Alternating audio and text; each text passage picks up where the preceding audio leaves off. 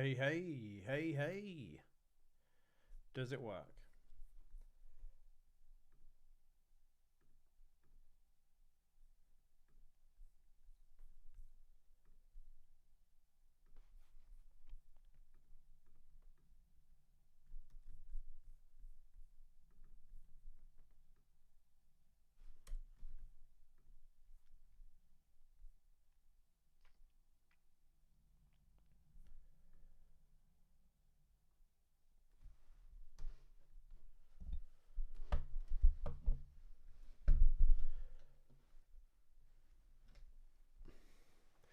All right. We're going live. I've got a show for you today. Holy moly. Afternoon, Steve. Good morning, good morning, good morning. Man, it's going to be a good one today. It's going to be a good one. I hope you're all doing well. I've got something else that's quite interesting, I think, that we can bring to today's stream. And I think you're all going to want to participate. Yes. Okay. I don't want to be a little dot in the corner, but here we go. Hello, Crypto Wisdom Workshop. Hello, Neil. I just want to test. I've changed some settings here to see the delay on the stream versus when people are hearing it. So if you can get ready, I want you to type something into the chat. I'm going to tell you what to type into the chat, and then I will measure the time that it takes, basically. Okay, I want you to type XRP into the chat. Go.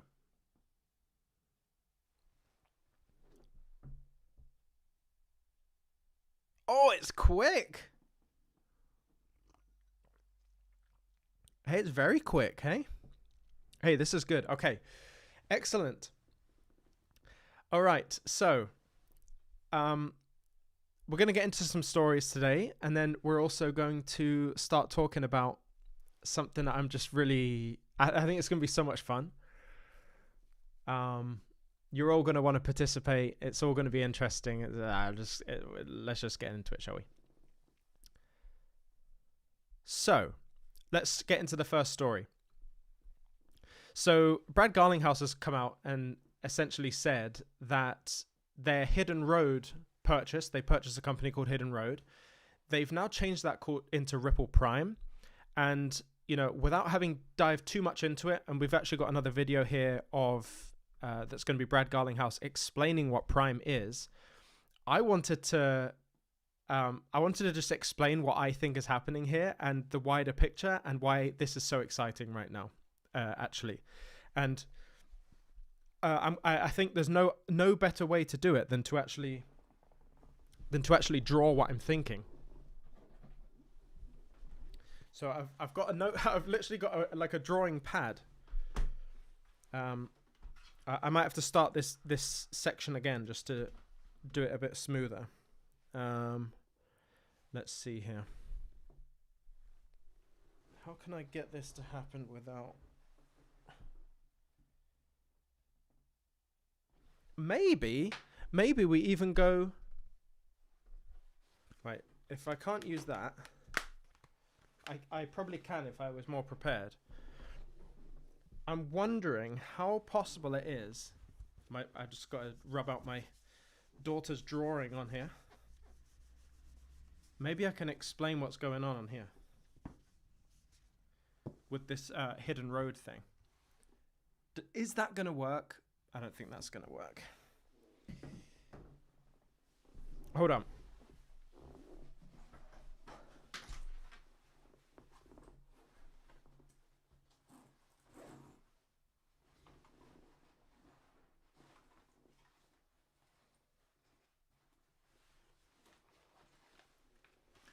That's what I need. Needed to get an adapter. Peter, thank you for saying that. We're embracing a whole new world here of having kind of like a daily effort, not just a live stream, but also, I don't know if any of you have been watching, but also the resulting clips. Like, we're posting 4 clips a day, so it's actually 4 videos a day. I'm gonna get better at that. In terms of like making each video worth watching. But for the most part, I'm enjoying it. We'll see if other people enjoy it. I see everyone going one way, and I want to see if there is another way, and so that's what I'm trying to do. I mean, yeah, I'd like to get Versan on. I'd like to get him on to just. I haven't talked to Versan for ages, like actually in person, you know. Spent loads of time together when I was in Houston, and that was actually, I really like that because Versan is a lot of fun. I didn't get to be with Vandel at all though, but we had planned that for later. Right, let me just see if I can. Okay, so this is gonna work.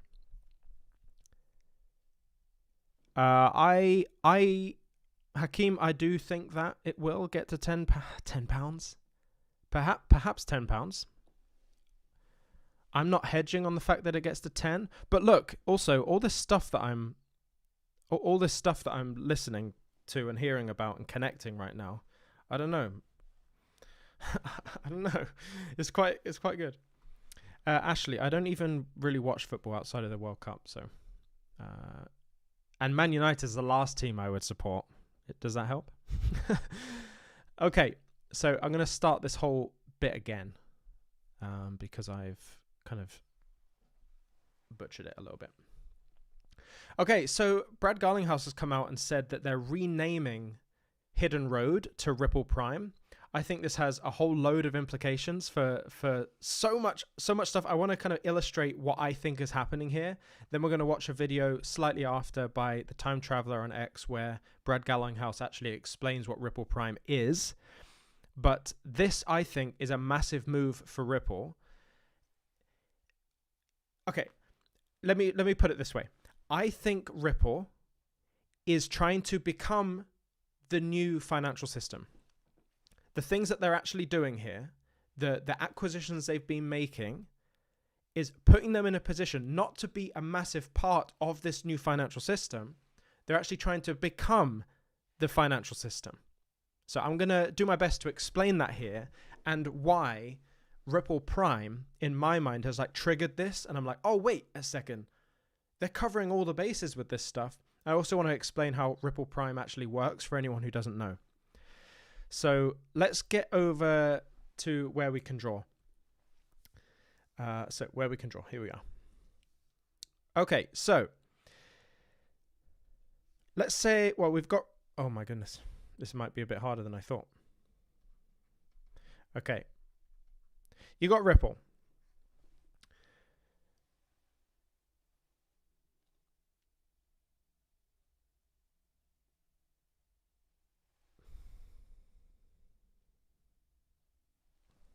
Okay, so you've got Ripple, and Ripple bought Hidden Road. I'll just call that HR. And they've now changed that into Ripple Prime. This is not useful. I'm not doing this. I can't. This whole thing doesn't work. I'm just going to do it verbally, shall I? I'm just going to do it verbally.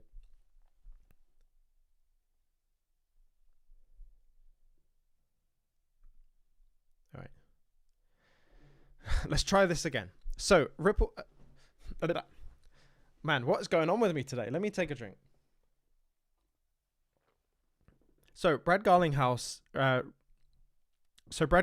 came up today and saying that their purchase of Hidden Road, they were now rebranding it to Ripple Prime. I think this has massive implications for what Ripple is trying to do. And in my mind, actually, Ripple's not just trying to integrate into the financial system, but actually become a financial system in and of themselves. So I'm going to take this opportunity to kind of show you the dots that I'm connecting in my mind here, all based in reality. Like none of this is kind of speculative or anything like that. This is real stuff. And also explain what Ripple Prime is as well. So you will have seen Ripple. They've made a series of different acquisitions over time. And these acquisitions are tremendous, like, but also seemingly quite random. So they go for like standard custody over here, and then Metaco over here, and then It just seems like what are they doing? In fact, what they are doing is putting the pieces together that make up a financial system. The most recent one of those is Ripple Prime. Now, the Prime, in my mind, we're going to check out a video later of Brad Garlinghouse actually explaining Ripple Prime. But Prime to me seems like here we are, we're going to have a Prime brokerage. A Prime brokerage is interesting because they exist already. And my question was more like, how is Ripple going to do this differently? Of course, we've got a blockchain element to this, but what does this mean? Like, what are they doing differently that's going to make this more appealing so that the traditional financial system moves over to the Ripple's version? We have to know that, because that's the largest amount of our portfolio holdings, right? Is mostly in XRP, so we want to know how that's all going to be affected. So a prime brokerage essentially allows big companies, institutions to buy a variety of different assets called multi-asset. You can purchase multi-asset. So you can be involved in derivatives, you can be involved in crypto, all kinds of different elements like foreign exchange. You can be involved in a prime brokerage. Now, the way prime brokerages always have been is that you have siloed money. So think about it, you know about XRP, you know that it solves a problem of Nostro and Vostro accounts, so you don't have to hold money in the banks kind of waiting to be used. Instead, you can free that money up, and XRP allows that freeing up to take place. This is a similar type of thing that's happening, where previously, if you were going through a prime brokerage with your money as a company, you'd have to silo your money to different locations. So you have to say, okay, I'm gonna attribute $10 million to FX, $10 million to derivatives, so on and so forth. And you would kind of silo it all out like that. And it all have to be treated differently with different budgets. So 10 million here, 10 million here, 10 million here, right? The problem with that is that when you come to try to pull all that information together, it gets really complicated, and it's like you're trying to compare things against other funds that you're involved with, and it just gets to be a whole load of a headache. I didn't realize how much of a problem that was until I started to learn about prime brokerages. And what I see now is that Ripple moving into prime brokerages, what on earth are they going to do differently? Well, one of the things that they're going to do differently, which is a kind of a theme for Ripple at this point, is that they're going to bring the siloed nature of prime brokerages into a single central pot. And so what that means is, if I've got $100 million as a company, I'm not going to segregate that up and silo it into different budgets, basically. I throw it all into one pot, and it gets distributed within that one pot. Now, the main asset, like if you contribute $10 million, $10 billion into the Ripple Prime kind of piggy bank, let's call it, you will be given, for the most part, as a default, RLUSD. So you're going to get Ripple's stablecoin, right? So Ripple's stablecoin, I know everyone keeps talking about my headphones. I will change them. Relax. When you've got a stablecoin like RLUSD, it's a fiat-backed stablecoin. So the money that is backing the RLUSD is dollars, actual dollars, but where are they holding those dollars? They're holding them at BNY Mellon. And so BNY Mellon is going to be a direct participant in the growth of this space. Now, a location that can serve any institution to come in and buy basically any asset in that one location and not have to silo all that money becomes very valuable, especially when you start integrating the blockchain and the use of RLUSD. So this is how it will happen. The big companies will come in, they'll use Ripple Prime because it has connection to basically any asset class that they would want to participate in. they would get an asset that they can trust because Ripple have the top level compliance. It's like SOC level 2 or something compliance, which is the most compliant standard that you can hold yourself to, certainly in the blockchain space. They will hold a very compliant asset that's tied to $1 and have infinite flexibility to buy whatever they want with a single pot of money. I didn't realize how big of a thing that was until I realized that Ripple had now created this Prime brokerage. And I was thinking, what makes it different? Well, you can pool all those assets together so you have one budget. And so you can actually see the performance of your entire portfolio in one place.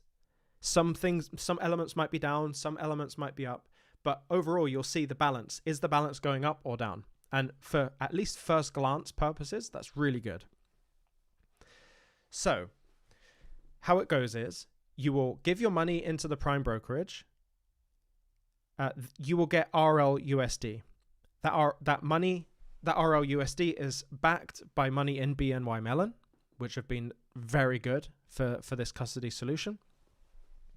And you will now have the opportunity to participate in any market that you want.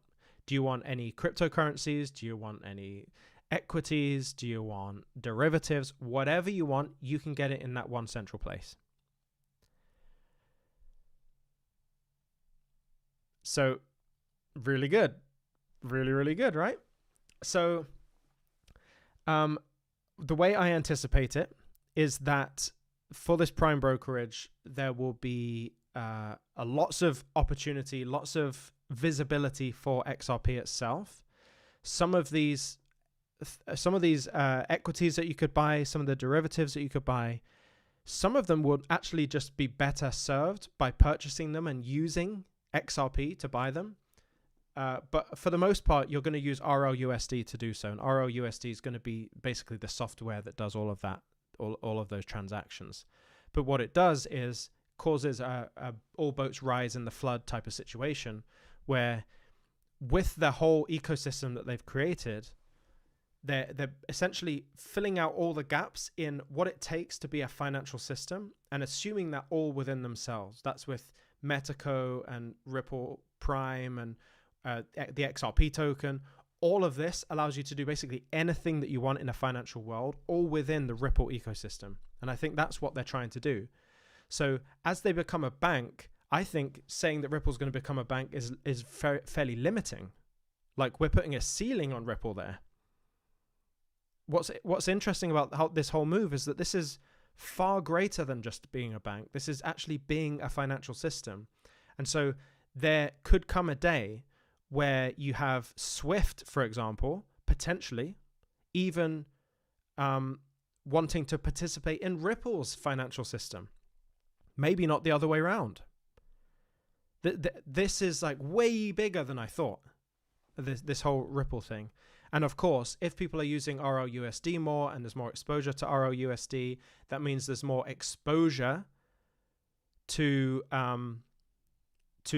all the other assets within the ecosystem of Ripple, and XRP being one of those. And that's just good news. So let's actually see what Brad Garlinghouse has actually said here. With today's close of Hidden Road, now Ripple Prime, Ripple has announced 5 major acquisitions in the last 2 years. G Treasury in the last week,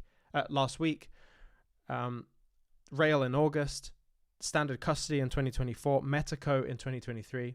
As we continue to build solutions towards enabling an internet of value, I'm reminding you that XRP sits at the center of everything that Ripple does.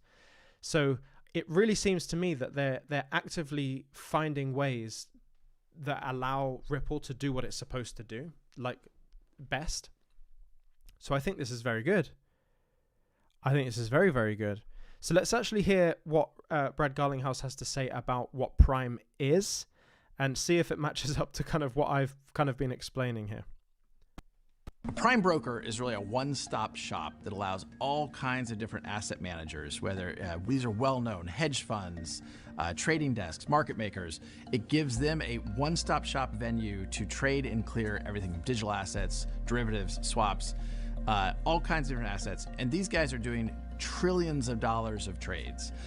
Historically, those have been really owned by the traditional commercial banks, the JP Morgans, the Goldman Sachs.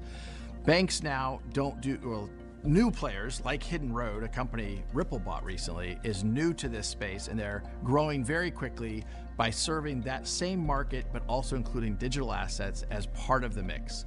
Having a well-capitalized, a super strong balance sheet player like Hidden Road is allowing more institutions to come into these asset classes against a well-capitalized counterparty, and that is prime brokers bringing people into crypto in 1 minute.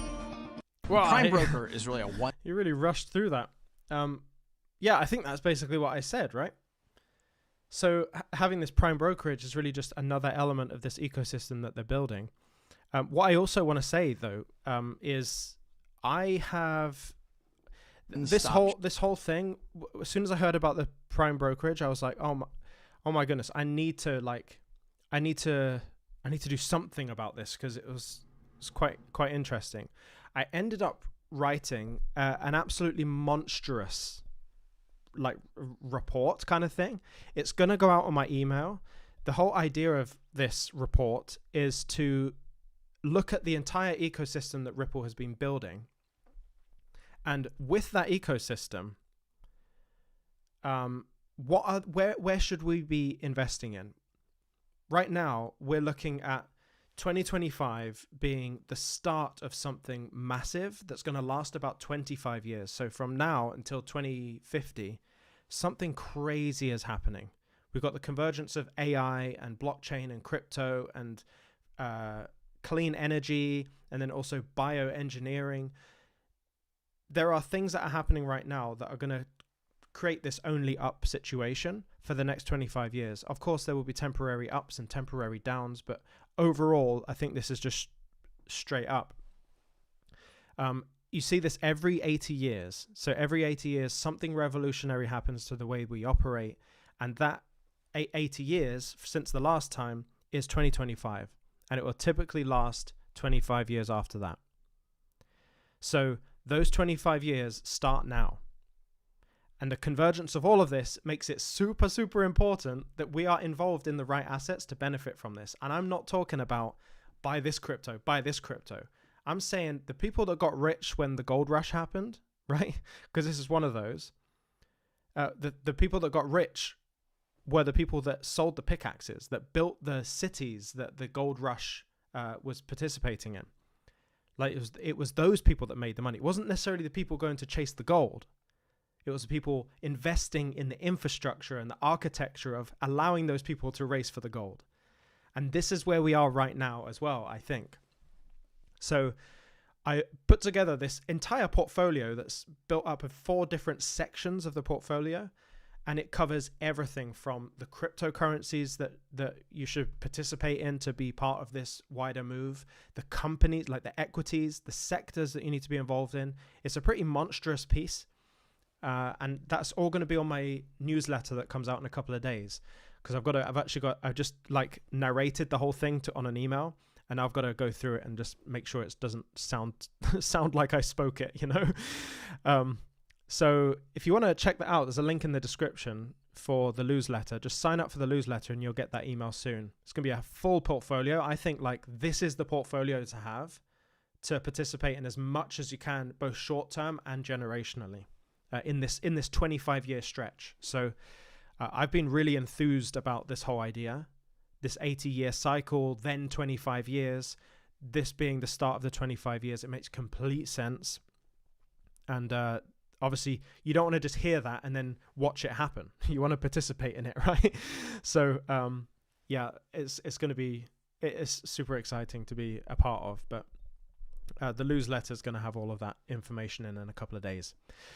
So let's look at some chat here. Let's have a look. Where are we? I can't see where I am. There I am. Oh, I need to...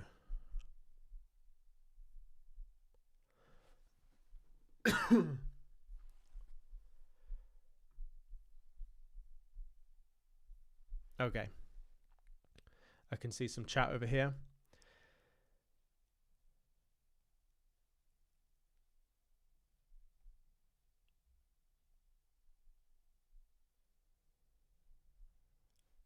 Oh, Sam Franklin, thank you very much for that. That'll definitely pop that'll definitely pop your chat message front and center for me there. Thank you very much. Lewis, I've got 2,000 plus XRP. Do you recommend setting up an LLC now or wait until it's over? UK tax resident? No, don't bother in the UK. I've debated this a whole bunch of times for myself. In the UK, there's basically no use in doing that. In the US, it's a different story. You can register an LLC as a C Corp, put your assets in there, maybe have the LLC in Wyoming or something. That's the best way to do it in America. But in the UK, you're basically better off just holding it as your personal holding. So good question. There's the answer. All right, so let's have a look here at some other ones here. I know that people were talking about Jake Claver.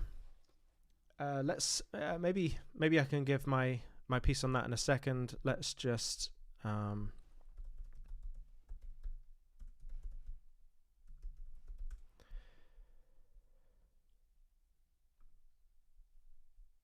will give my piece on that in a sec. So I think, when it comes to Jake, there was a whole thing that happened. I think I'm not entirely sure how long ago it happened, but there was this whole lawsuit regarding wire fraud or something, and it seemed to me to be I don't know, like, pretty crazy. So I guess from my side, what do I think about Jake and everything? I have no issues really with Jake as a person. He's been very nice to me in all the communications I've had with him. I know he's very smart. He's connected with lots of people. This scares me a bit. Like I wouldn't like to be on the receiving end of all of that stuff. And I'm not made for prison. Not to say Jake is, but on a personal note, Jake's been great to me, and I think he helps a lot of people. In terms of like a lot of the other stuff with like $50,000 XRP or more, $1 million XRP, and what I will say is that and I aim to be unbiased here, right? I can say that I like him personally, and he's done nothing wrong with me. But I don't know, it makes me feel a bit weird, kind of hedging so heavily on the side of such high prices. And there's a level of conviction there, but also to be very unbiased, there is a benefit to talking about high prices. And I've played that game, and I don't want to play that game anymore, because you do get loads of views, you get loads of attention, you get all the people that are passionate in XRP being on your side, and it's just kind of a great place to be. So if you've got a membership, or you've got a business that relies on these high prices, or at least contributing to the narrative of the high prices in a heavy way. I mean, there's no one on earth, literally no one on earth that is more price point bullish than Jake Claver. And that comes with a whole load of attention, and as a result of that attention, you can convert more people into what you're offering, and what you're offering might be great. And I think what he offers for the most part is very good. But there's a balls to the wall approach that he's going for that I'm not necessarily comfortable with personally. But if that's the game he wants to play, and that's within his rights to do that. In terms of the lawsuit here, I think he's admitted to some kind of maybe I shouldn't have done this thing or done that thing, which I think is probably reasonable. And as you're growing a business, sometimes the lines get blurry in terms of like you're trying to grow, maybe you're trying to outpace where you currently are, and things can go wrong, I guess. I don't know. I think that whole thing has been dropped. I'm not entirely sure, but that's just kind of my piece. I don't know what else to say there.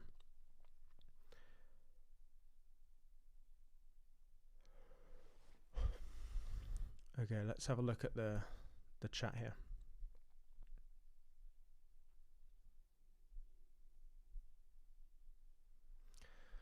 Oh, Deban, is that Debanshu? How can we earn interest on our XRP while holding personally and not in institutional custody? Well, that's kind of tough. I'm sure there's going to be ways to do that with Flare or something. I'm not entirely I haven't really investigated the keeping hold of my assets on a cold storage and then trying to participate in kind of a yield from those, because I just never thought, I've never really had an issue with institutional grade custody. Interesting.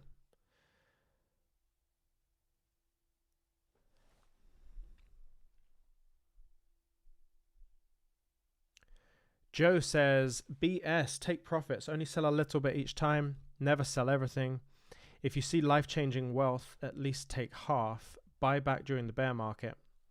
Yeah, I mean, that's the general idea of, of like a good strategy. I would go a lot more detailed into it, and of course you don't have enough space there to go into detail, but that's kind of my whole methodology is about building that out properly. But you're right. I think it doesn't matter how convicted you are in any asset, you need to take profits, if at the very least just to flex that muscle for a bit. But you should never sell too much that you feel guilty that you've sold that much. And you should also never hold so much that you would feel guilty if it dropped completely. Sam Franklin Jones. Lewis, going off of the chat, how do you pay back a loan if you borrow against your XRP if you aren't earning anything? I'm in the thick of it, not that I'm not paying back the loan. Am I being a bit thick that I'm not? No, I mean, you have to find a way to service that debt. You have to find a way. So as soon as you get a loan, the payments start. Like, I think that's what people don't think about that. Your payments start as soon as you get the loan. So you've got to have a way that you're paying it off. Now, if you're trying to be a little bit smarter about that, you would potentially, with your debt, buy assets that are going to generate a cash flow. But generating a cash flow is not always fast. So sometimes, if you want to buy properties or something to generate cash flow, there's probably a 4 or 5 month process to even get that starting to make any money. And then even still, it's likely that it's not going to be enough cash flow. It depends on how much you have, right? Enough cash flow to kind of service the debt. And then servicing the debt is going to take a certain amount of time before you can pay that debt off and then have the assets still and also the cash flowing assets. It's kind of like you've really got to run the models on it. But if you're going to get a loan on your crypto, you have to be prepared to be paying that loan back in whatever money you have. The big risk that you can take is that you can buy cash flowing assets and then or cash flowing assets, or buy an asset that's going up in value, and then with every increase in the value of that asset, you're basically taking profits to pay the loan, but nothing goes up forever. So it's also difficult. I really wouldn't do the loan thing. I would really do the loan thing or start considering the loan thing in the depths of a bear market. Obviously, you'll have less capital to work with, and I would only do a 30% loan to value at maximum. It's kind of that's my rule of thumb.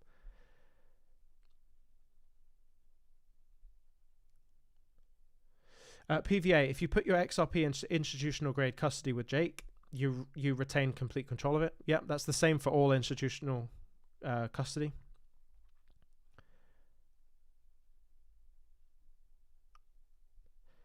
Thank you for being here, Sam Franklin. You are the #1 commenter here today. Atlantic Living. Lewis, when you were vacationing in Costa Rica, were you able to pay for things in crypto? No, I was actually in Nicaragua. And no, I didn't pay. Aside from like larger expenses like the Airbnb and stuff, crypto is used for some of those things, but yeah, I think Caleb and Brown's like such a solid way to go. I like Caleb and Brown a lot. Let's take this off the screen. We got Brad Garlinghouse. Let's just turn this around. Okay. I think I might be catching up to the chat here.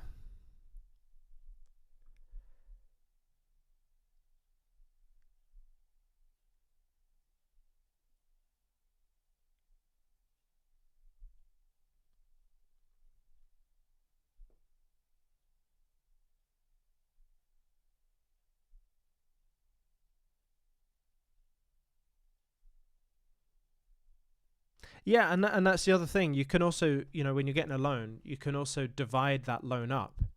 So let's say you've got a 30% loan to value. You could take 10% of it and just hold it in stablecoin, for example, and then 20% of it you could take out into something that you're going to use in life, like as currency, as cash, to buy stuff. And then for the first few months, you can use that stablecoin to pay down the loan. Until the cash flowing assets kind of start taking hold. But there's loads of ways you can do it. But the general thing is, like, don't do this in a bull market.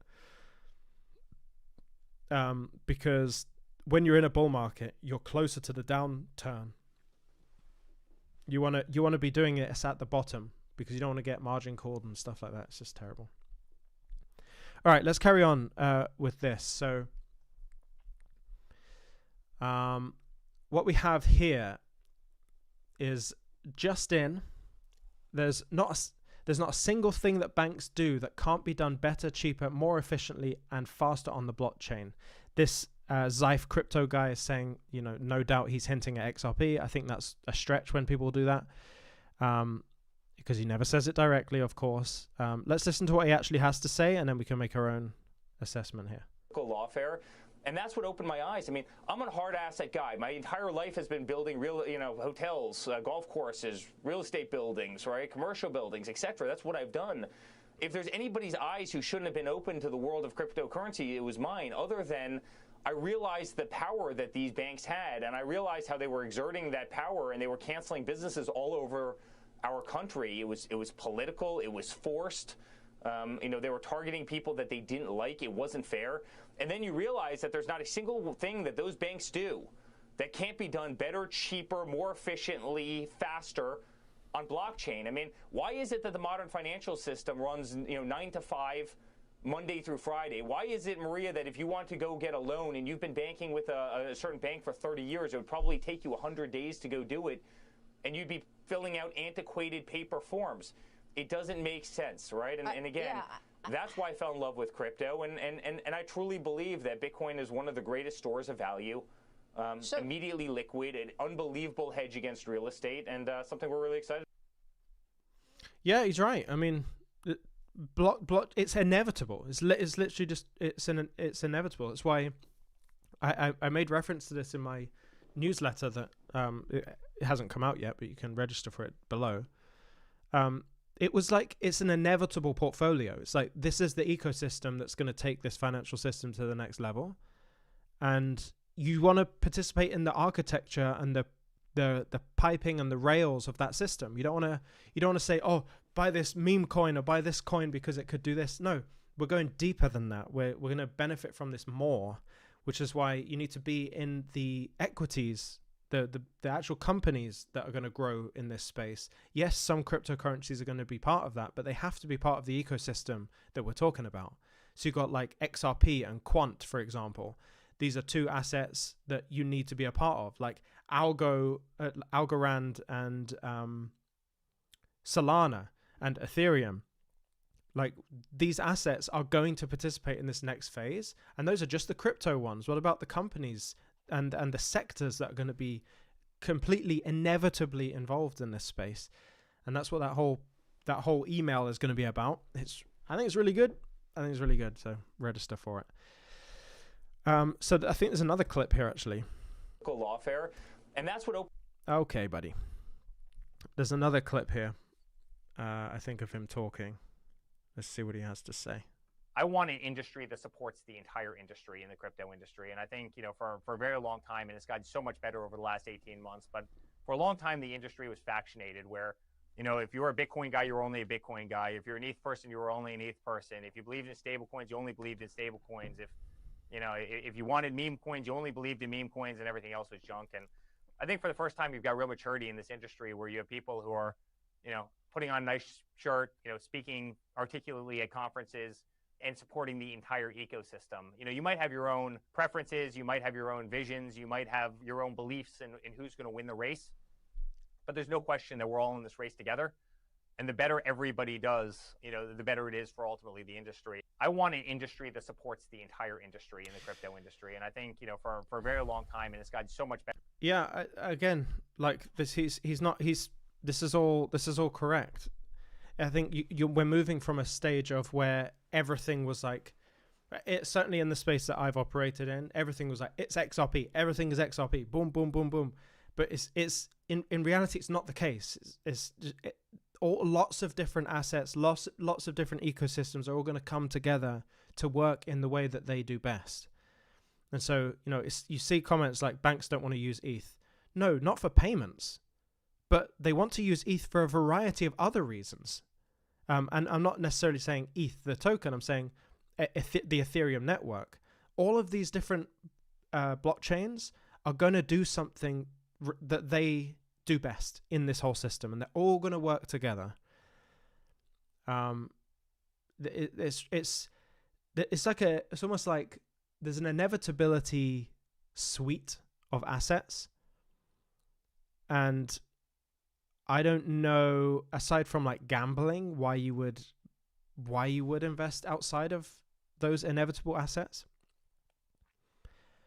But he's right. We have reached a level, certainly even just personally, just moved into this space of like, I see the full picture here. I'm not so on one side. It's moving from like a more Wild West tribal view of crypto into a more like, oh wait, there's actually so much more opportunity here. And they're in a variety of different assets and sectors and even asset classes. Like, we're not just talking about crypto here. There's exciting stuff everywhere. So I agree. There's going to be lots of participants in this, but most people will be too late. And I think we're nearing that kind of late early section. So we need to be paying attention. Okay, so slight tangent, but I've been watching a lot of Wes Huff recently, and I've always thought about because I'm a Christian, right? But one of the hurdles that I have to overcome is like historical accuracy, and I know this is a bit of a tangent from crypto, but we're here. I'm like watching stuff that I'm interested in. That's the only way I can do this for a long period of time. And so I thought this would be interesting to go over and just kind of see what he has to say, because this guy is incredibly smart.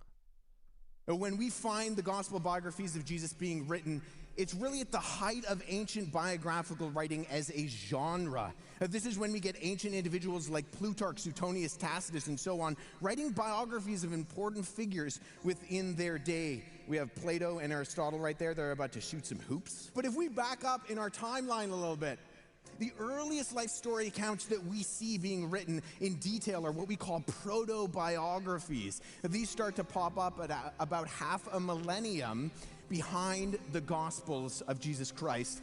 But at this point, what would have been considered biographical would have been the equivalent of something like a funeral eulogy. It might talk about the influence of that person as a soldier or as a leader, but really it just amounted to nice sayings. And this would include writers like Thucydides and Pericles and Aristophanes, lots of names you can forget as soon as you hear them. But a few hundred years after the first century, we find what we call hagiography. And these are stories that tended to include a great deal of accepted embellishment. It was common practice at this time to exaggerate a little bit more than normal in order to really capitalize on the saint or politician you were trying to make an account of. However, between these 2 points, between proto-biographical material and hagiographical material, we actually find standards being laid down by ancient individuals, historians like this guy named Lucian. Yeah, because I think that's the big like worry, that this hagiography, as it is called, where things are exaggerated. You wonder, okay, if that was the case, where they were exaggerating things, how much of that mentality bled over to the writing of the Gospels? Who writes a document titled How to Write History. And he stresses things like impartiality, detachment, and rigorous devotion to the truth that characterizes an ideal historian. And Luke, in his gospel account of Jesus Christ, in the preface, exemplifies when we see him saying that he's undertaking the task of writing an account. And to do so, he's interviewing eyewitnesses, and he's carefully investigating everything from the beginning. And these are the words of people, while they might not have had firsthand knowledge of, say, the rigorous standards that individuals like Lucian were laying down, they're certainly aware that what you say requires a level of authenticity and truthfulness to it that can be measured and held in terms of historical quality. Or John, in his letter of 1 John that we find in the Bible, he states in that letter that which from the beginning, which they heard, which they saw, which they touched. These are things that they were there for. In fact, I think if we're talking about John's gospel, if we read scholars like Paul Anderson and others, they capitalize on the fact that individuals like John are using criteria and historical analysis that are some of the best that we see within the Greco-Roman biographical world. And the Gospels are being written in this exact time window where the apex of the standards of biographical information intersected with a conscientious notion of history. You might have heard of Alexander the Great. He died in 323 BC. And the earliest of the comprehensive material we have for Alexander the Great's life comes from a guy named Arrian, who's writing about 450 years after Alexander actually lived. And yet, for the biblical Gospels, they're being written within a few decades after his death. Once again, in this time period, considered the pinnacle of when ancient historical biography is intersecting with the notably rigorous notion of historiography. That is so interesting. So in other words, we secularly in the world, we treat Alexander the Great's kind of records and everything and stories about Alexander the Great as historically valid and accurate, but actually the time between Alexander the Great dying and the time when these things were written was a longer time period than when Jesus had died and then the Gospels were written. So, and all of this all at the same time as when historical importance of what was being written was at its pinnacle. So you can assume, I'm just trying to piece all this together, you can assume that the Gospels were written in a way that's actually arguably even more historically accurate than even Alexander the Great. This is why I love Wes Huff, because he is so good like this. And by the way, way more jacked than I thought he was. I thought he was just like a normal guy. He's huge. That gets me going. I like that stuff. I like that stuff a lot. So I just check in with the chat here just quickly. Maybe I actually want to increase the size of the chat on this page, and actually maybe we'll put it over here. 1 second. We can put it over there. Then it looks like I'm looking at the chat. Okay.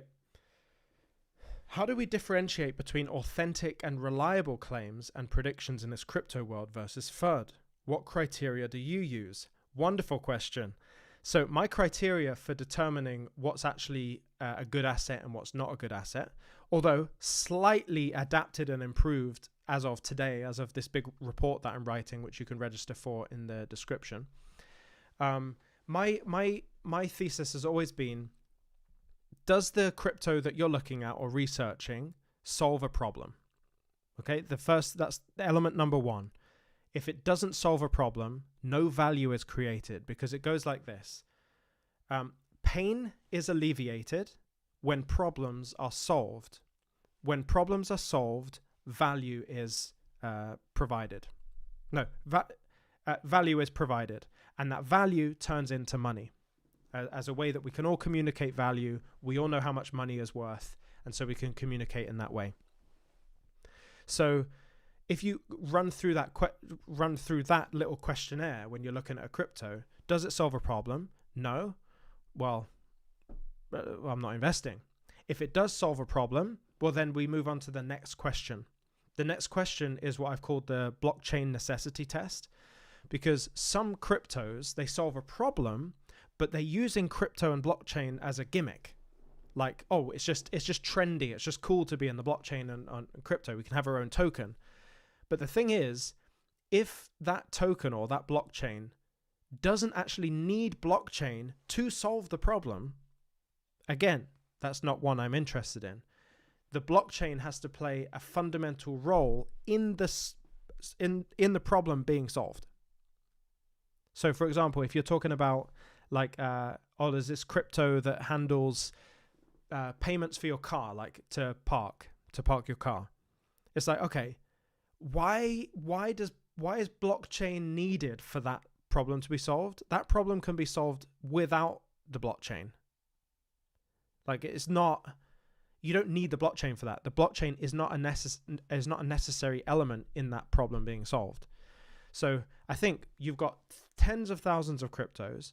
If you can ask, does it solve a problem? And does that problem require the blockchain to solve the problem? You'll end up with like 10 assets from the 10,000. Now, to develop that even further, what I've kind of realized is that there is a new system that is inevitable of the way things are going. We're talking about tokenization and blockchain. And in order to participate in that world and have the highest ROI possible, there are a series of assets, not just cryptos, but also companies and sectors that you can be involved in that will inevitably participate in the growth of this space into the next system. Because we've recently learned that every 80 years, there's a monumental, fundamental change in the way that humans do something. The 80th year is this year. So 2025, now for another 25 years, we'll do what history has shown us every single time. There's an 80-year gap, then there's a 25-year period where that entire change takes place. And we're at the foot of that right now, being in 2025. So make sure you're asking those questions of yourself before you start diving into assets. That just suits my risk profile. Like, I want the most certain bets. I want the most guaranteed outcome with the highest ROI. And so for me, that means asking those questions, and the results of those questions, point to a very specific group of assets.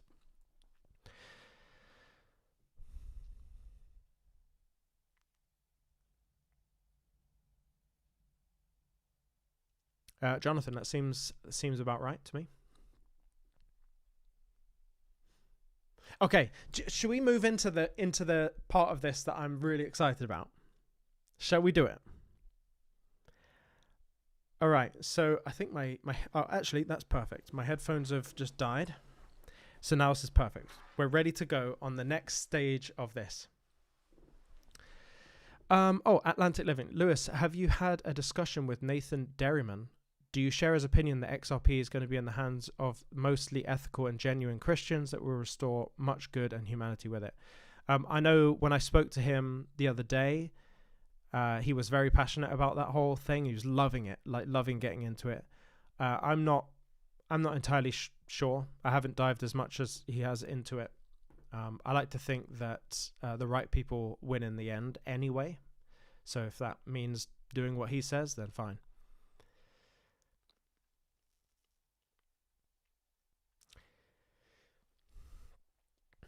Okay, so Let's do the fun part.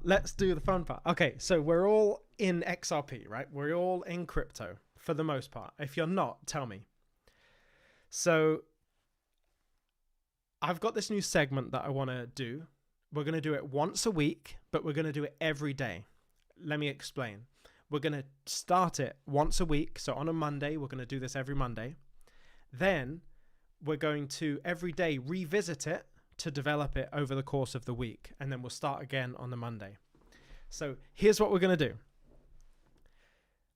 I want to live on stream build a tool, build I don't know, like a website, a tool that you can use online that benefits the crypto community. And the idea is going to come from one of you. So if we actually do end up choosing your idea today, make contact with me on Instagram, and then we can talk about, you know, in the eventuality that this tool did in fact get used widely and it became really popular, then we can discuss kind of like what that looks like, because I wouldn't want your idea to be massively successful and then you like don't participate in that. So the idea is, here's the criteria. It has to help someone has to help the crypto community in some way. It also has to be free to use for the user. And if it is successful, we'll just sell advertising, Google ads on the website, just to turn it into a monetized idea so that you can benefit from it too if it's your idea.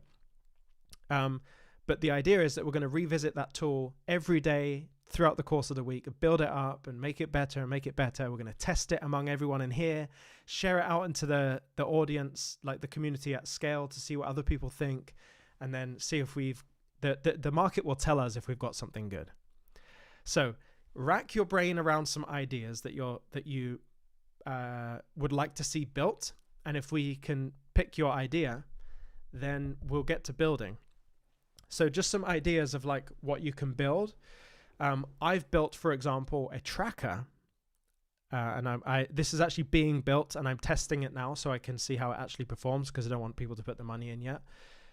It's a tracker that tracks all of the kind of political people that seem to be making loads of money on a very low salary, like Nancy Pelosi.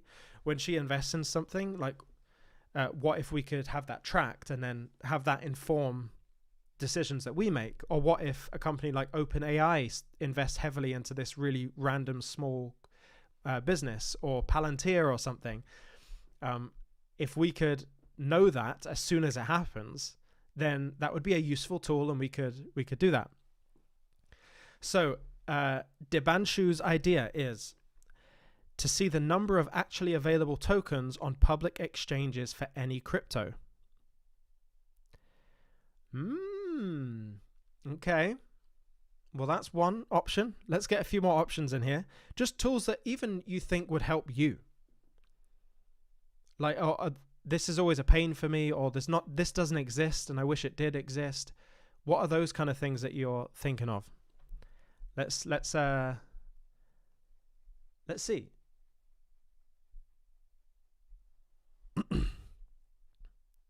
It might take people some time to like warm up to like having ideas and stuff, but we're gonna. The idea is to build it live here. And if Debanshu's the only idea, then we're just gonna do Debanshu's idea.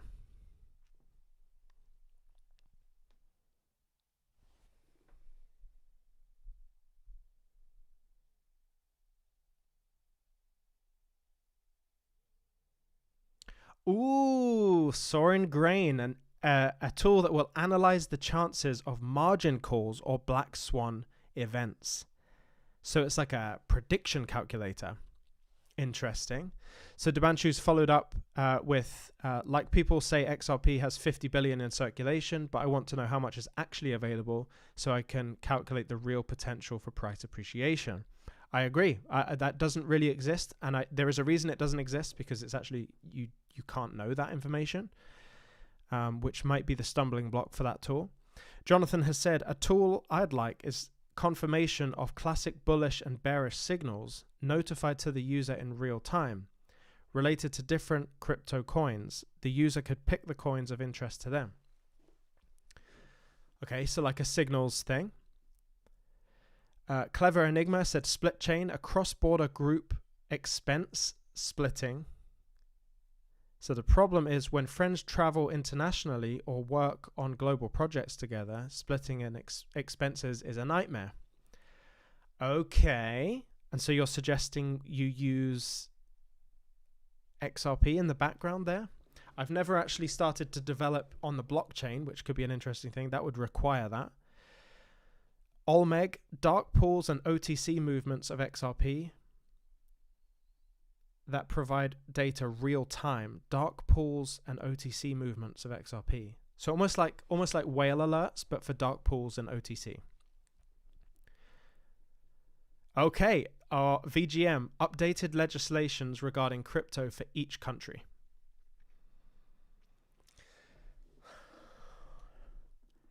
These are good ideas. These are good ideas. We have to think about which one do we think has the highest potential at widespread usage.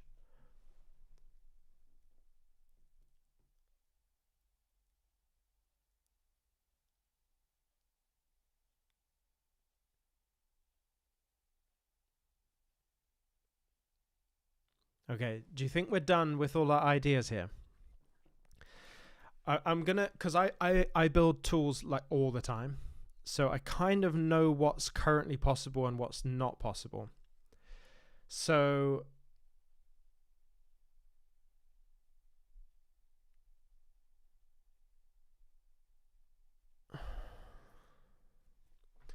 well, we got a load of ideas here.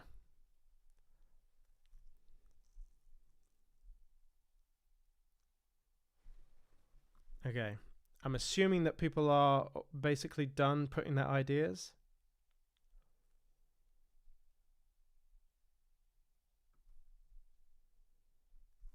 All right.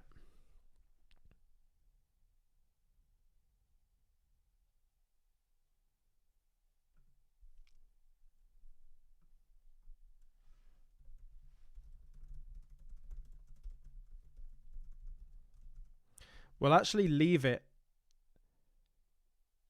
We're actually going to leave it up to AI to decide.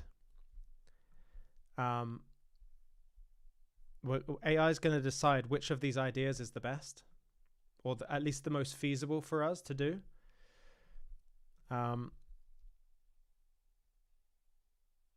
Okay, idea. A tool to track crypto steals and frauds, to track who is involved in the fraud.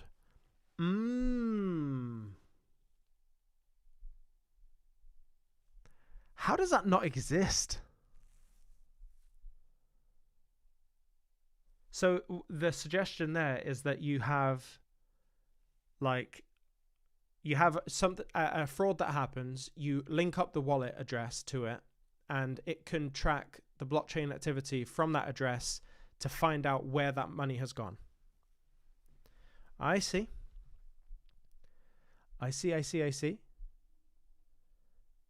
Well, let's take these ideas. We're going to let ChatGPT actually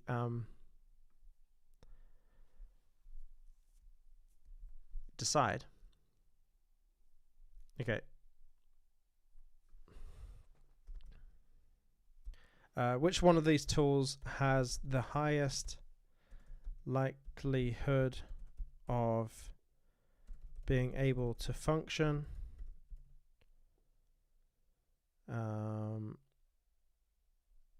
properly and also have widespread interest?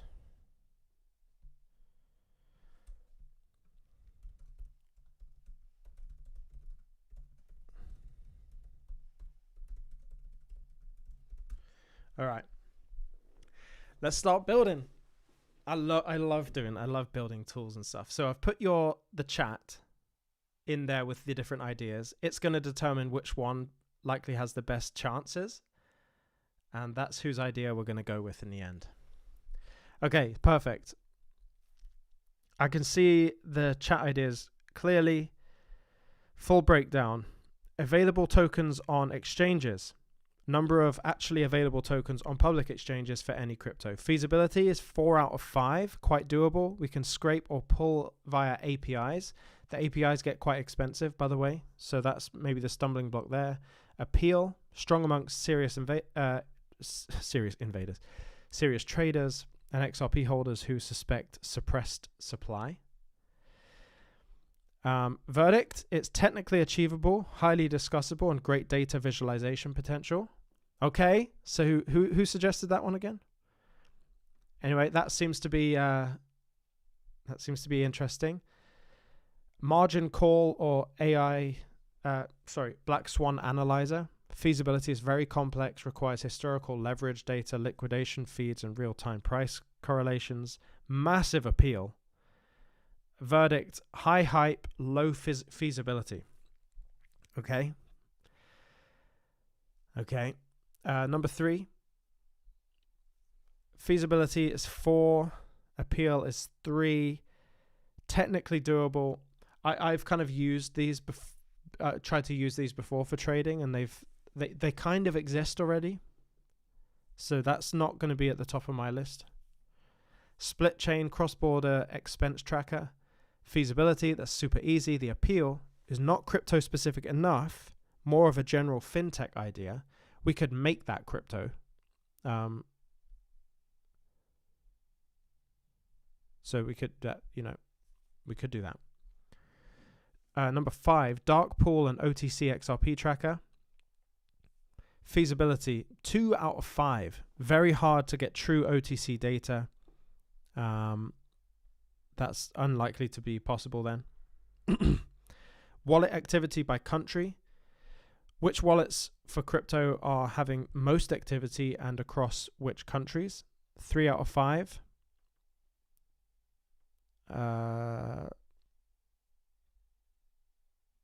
Interesting.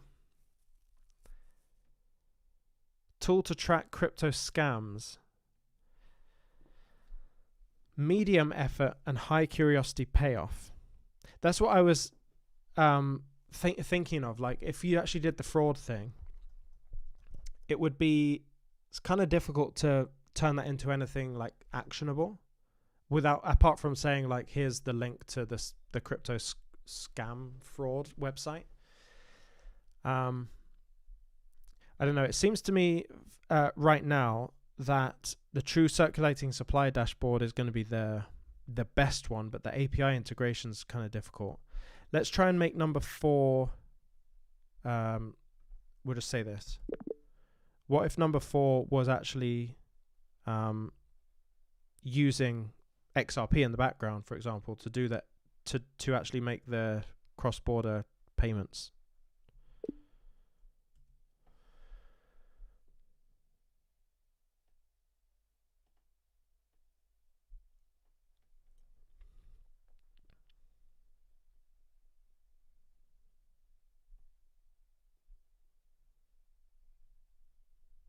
Okay, split chain. You and your friends or team members log expenses while traveling, working remotely, or sharing project costs.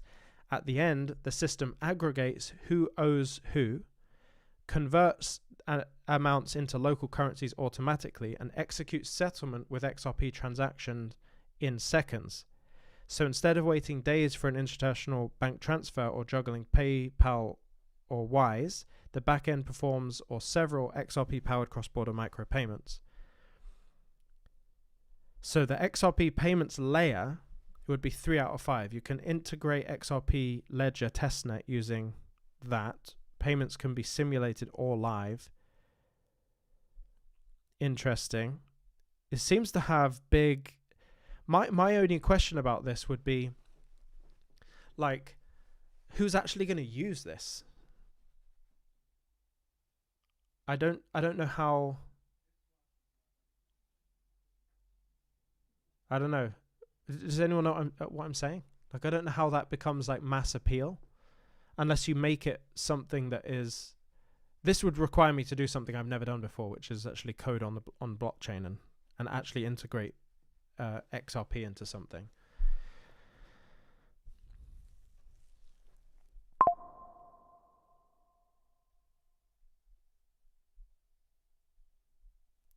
fraud tracker seems hard. True circulating supply requires API. Regarding the true circulating supply thing, we'd need API access, but my worry is that the APIs are going to cost loads of money. So what would we absolutely need the API thing to have accurate data? Okay.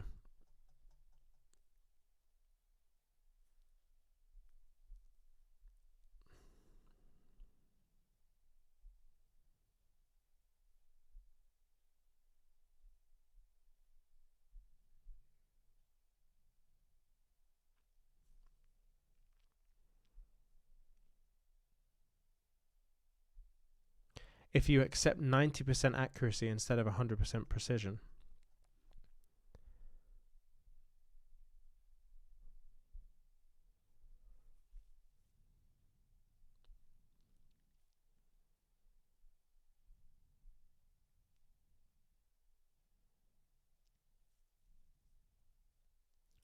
Yeah, if you want actually good precision, you got to pay.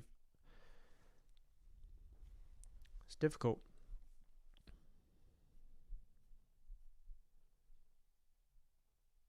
I do think an app that uses XRP in some way, like Novel, would be interesting. I don't know. I don't know if any of these are like really triggering the excitement in me. There was one about a tax.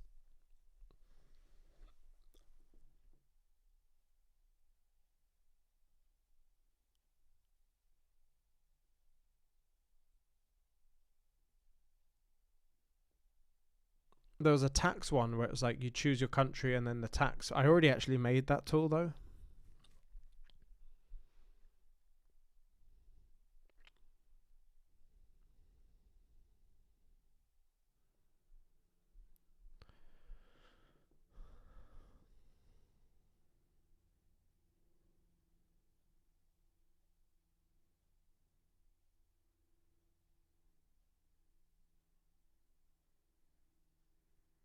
Yeah, I know. So like you've got digital nomads, international students, remote or startup teams.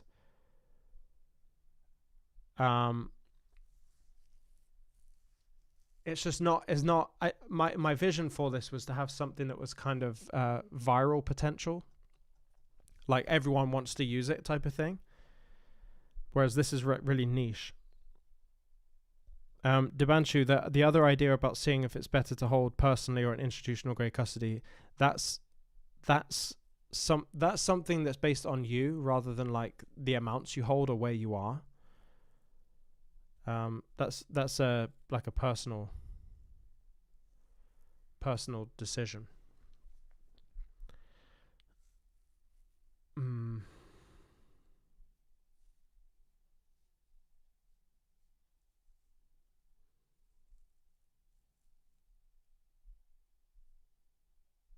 I don't know.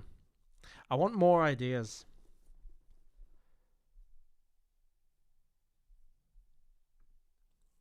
Because if I'm gonna do all the work on this, I need to it needs to be something that's really exciting.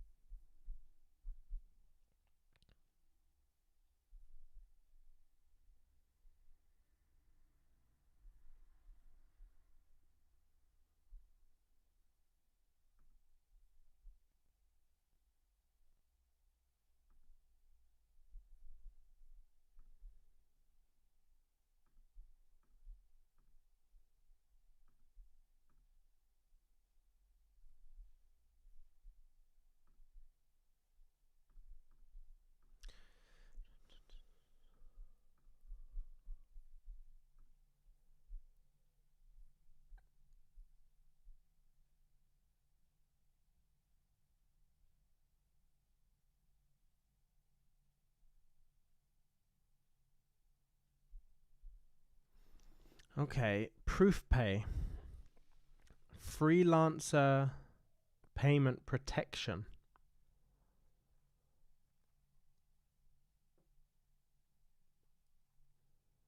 Almost like an escrow.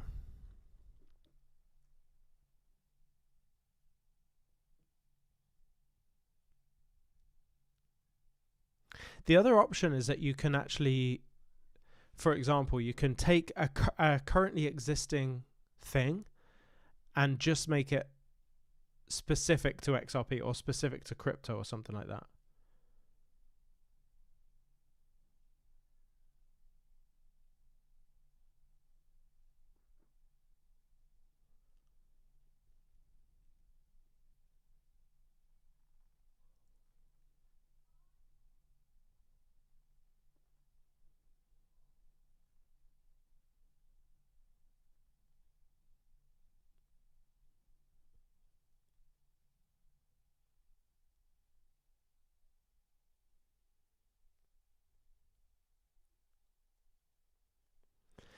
One of the ideas that I had that I really tried to make happen but ended up being really complex was a prediction market.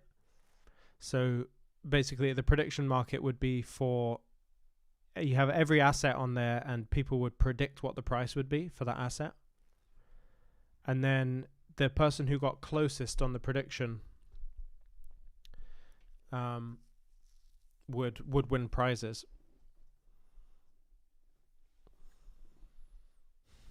Maybe we need to sit and mull on it for a little bit. Jason, hi Lewis. Was it Swift's venture into blockchain that made you reassess your stance on XRP, even with everything that's going on in the US government and the silence being absolutely deafening? No, the Swift thing wasn't the reason. The reason that I reassessed was because I just noticed that the world was moving towards stablecoins, and in fact that stablecoins were actually doing the settlement. And so the argument that I would have and that other people would have would be, oh yeah, they can use stablecoins, but ultimately they need to settle the value somehow, so they need XRP. When the reality is that the stablecoins are actually designed to do the settlement. So that kind of removed that argument. And then just looking at the broader market and like all these companies moving into stable coins, Ripple moving into stable coins, all the massive companies basically exclusively talking about stable coins as the settlement thing. And then I was just talked with a few people that are in the financial world, and they just kind of were like, yeah, stable coins is how it's all moving. And that's not to say that XRP is completely not being used, but the point is that XRP, the way we imagined it in terms of it being the asset, the global reserve currency, the bridge asset for the world, it just doesn't seem like that everything's moving in that direction. So, if it's not moving in that direction, then that's obviously going to limit the high price for XRP that we were hoping for. So that's kind of my rationale. But what people are misinterpreting is that they think I'm completely out of XRP. I'm still like, I haven't sold any XRP. It's still the largest holding in my portfolio. Like, I don't know. I still believe there is growth in XRP. But my view of how high it can go is just kind of really being brought down, not at the $50,000, $10,000, even $1,000 level. I think there's a lot, the level for me is just a lot lower, but still, even just to get to $10, for example, for XRP, that's a massive ROI on an investment. And so that's just kind of how I'm looking at it. And certainly I'm way more focused right now on the inevitable assets rather than just XRP. Like the inevitable assets, which I'm going to talk about in my newsletter if you register below, is a whole suite of assets that I just think are inevitable in crypto, in equities that you can buy, like shares and stocks and stuff. I just think that's just it's a way better way to look at it, and it's also very it caters for the short term and it caters for the long term. So that's kind of my XRP kind of view. I think I'm still a very bullish person on XRP. That's obviously being misinterpreted because I'm not like a $10,000 guy anymore. But you know, that's just where I stand. Okay, so I see some things here. A cashback. Interesting. Okay, let's have a look at this comment.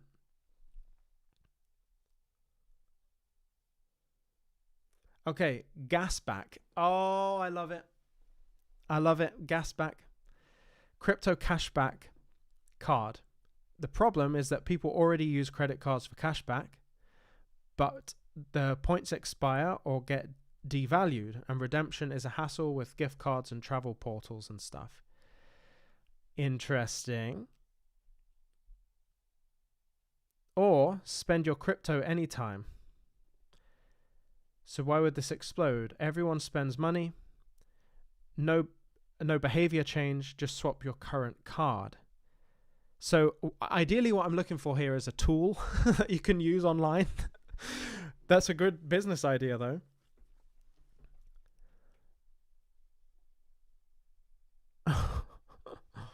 That's a good business idea.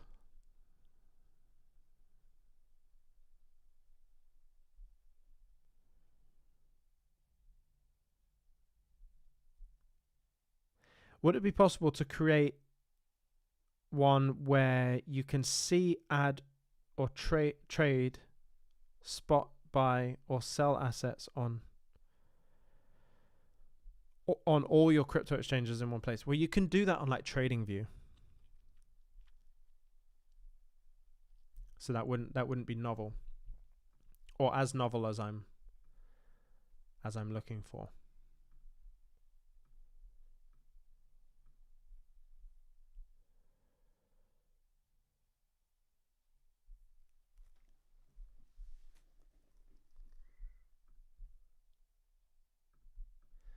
Every 15 minutes I get a message about any congressional buys that have been taking place, anyone in Congress that's buying stocks or anything.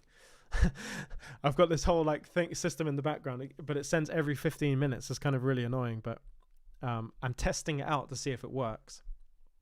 And if it does work, then I'll make it available.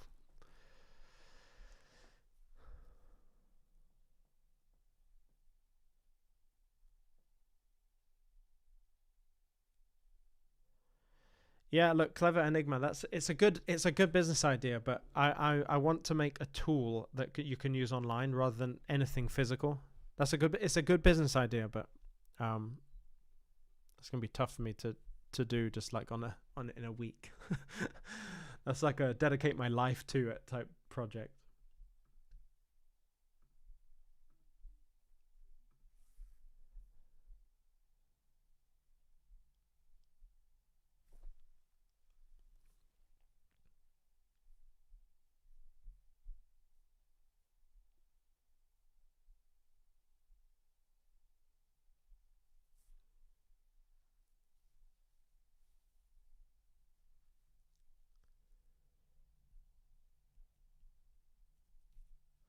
Okay, so I think what I'll do here is just call it for this stream right now. I may do another one a little bit later, but I've got a coaching call to do in my BlockFlow program right now.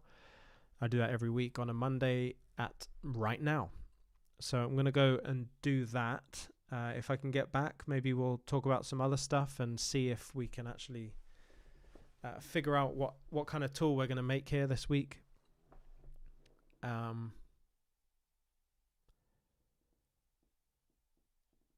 Make it a phone app. If you can go and do some searching to see whether I would need like regulation, like what do I have to apply for, like financial regulations and stuff to make that happen, then like go and figure that out, and then let me know. All right, cool. So if you want to see that report that I'm going to send out in the next couple of days, use the link in the description to register for the newsletter. It's going to be an inevitable portfolio. It's going to be really nice.